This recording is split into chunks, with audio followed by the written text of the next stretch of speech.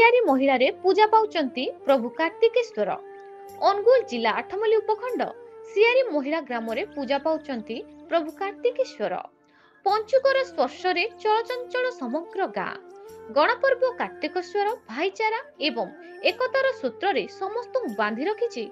एहिपरि 31 तारिख शुक्रवार 10 घटिकारे गाँर पुरुष महिला माने एकत्रित होई गाँ पोखर रीतिनीति अनुसार पूजा पाठ करी पानी उठाई कलश यात्रा करी कलश स्थापन करथिले। 1 तारिख सकाळ 6 घटिकारे पूजा होइथिला। 2 तारिख रात्र 9 घटिकारे प्रभुंको आज्ञा लडू नीलाम और रामलीला नाटक मंचस्थ हेबो एवं 3 तारिख हरिहाट और 5 तारिख पूर्णाहुति पड़ी भसाणी हेबो। ए पूजा कार्तिकेश्वर पूजा कमिटीर सभापति दोलगोविंद माझी और संपादक त्रैलोक्य सुंदर गणनायक तत्वावधान रे कमिटीर समस्त सदस्यଙ୍କ सहयोगरे बहुत धूमधाम रे पालन हेउछि।